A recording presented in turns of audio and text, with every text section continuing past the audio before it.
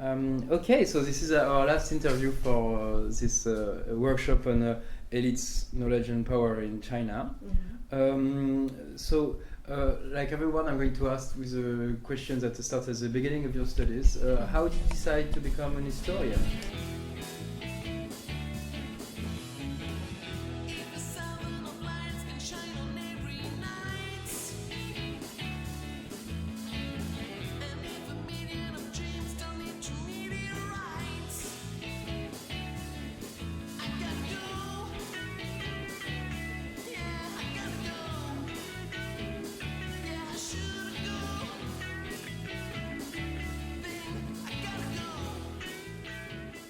Well, actually, in my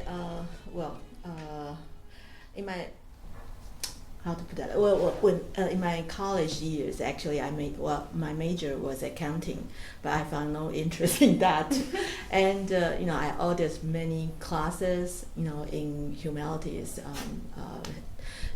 Chinese department, history department, or foreign language department, and find that history is such a very interesting field and subject that I really want to explore.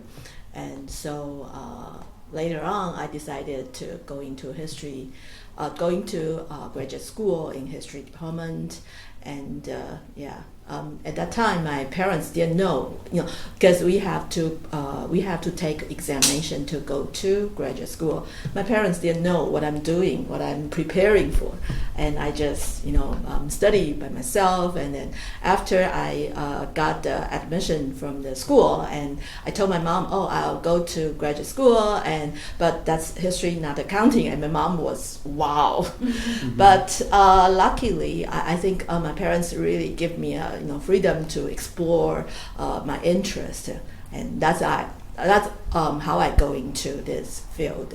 Okay, and so what was your PhD topic? My PhD, I got my PhD in the United States, and the topic of my dissertation is about career women in modern China. Mm-hmm. And the reason that I'm doing this topic is that it's related to my work experience. Before I went to study, I worked as a research assistant for a professor, and he asked me to read newspaper Shenbao, in early 20th century newspaper in Shanghai, and he asked me to read all sorts of news items about daily life, and when I do that kind of research, it comes out that there are so many interesting stories about women. But at that time, at least when I study history at the time, there's no women's history at all in Taiwan. And so this kind of story, just coming to my mind, and then I think, oh, I got to write their story. Yeah, so that's how I. So what kind of stories? Professional women, career women. Basically, that's about how women. Traditional China had a kind of an old saying that women who had no talents are the virtuous. So that's the Chinese old saying. But going to the modern time, women got the opportunity for education, opportunity in public sphere. They are allowed to work, and but still they in the workplace they encounter all sorts of difficulty. Some of them are individual, but most of them actually is about social attitudes toward their work. And so there's lots of debates about whether women should go work or not, their roles in the domestic sphere or in the public sphere. So my research is really dealing with that kind of debates. Yeah, women's role in the society, in Chinese society, which is proceeding to the modern time. And so after that topic, did you study other topics of Chinese history? Well, I finished my degree in the United States, and then after teaching 2 years there, I went back to Taiwan to work as a researcher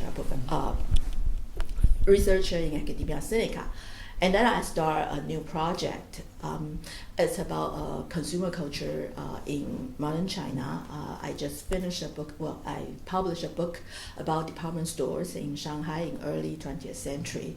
And this in this project, I use department store as a window to look at how Chinese society has been changed.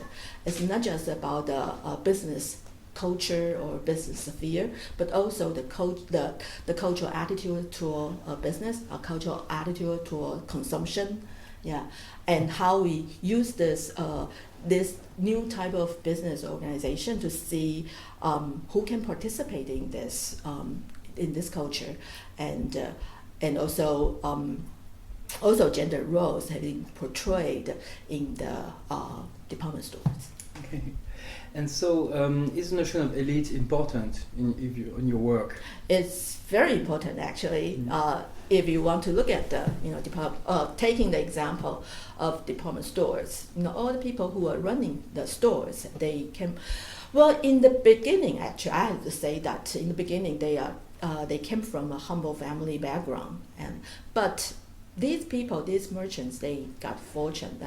These merchants, most of the merchants of department stores in China, they were Cantonese background, and in the turn of the century, I mean the late 19th, early 20th century, they got the chance to travel to Australia, and just to go, went after the gold mining rush, and then they didn't find gold, but they found a new chance to business, I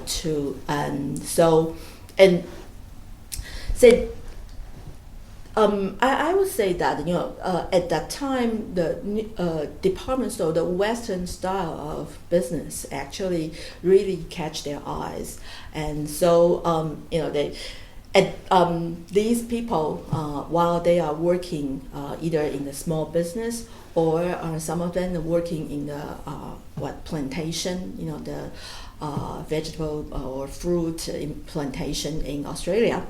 And that they see the new type of organization in Sydney, and they think that, wow, because in the late 19th century, department stores represent the modern type of retailings, and this concept is very new in China at the time. So. These people, of course, they have ambition in business. They have ambition in their life, and they decided to go back to China and to start this type of new business. In the meantime, actually, Australia they had a Why Australian policy that also made the Chinese people put them in the difficult situation. And so this is really sort of push and pulling, sort of struggle.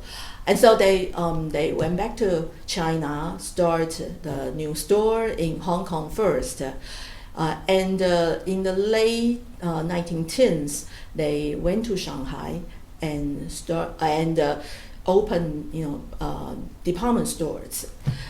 In fact, before them, there were British-owned department stores, but these Cantonese merchants, they did really well.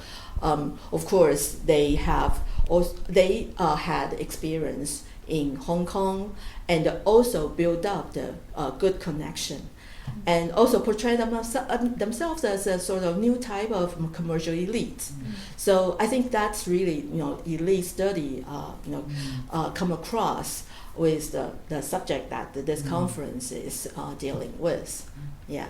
And so about the conference, what is your main feedback? What is the things that you think were most important in those last 3 days?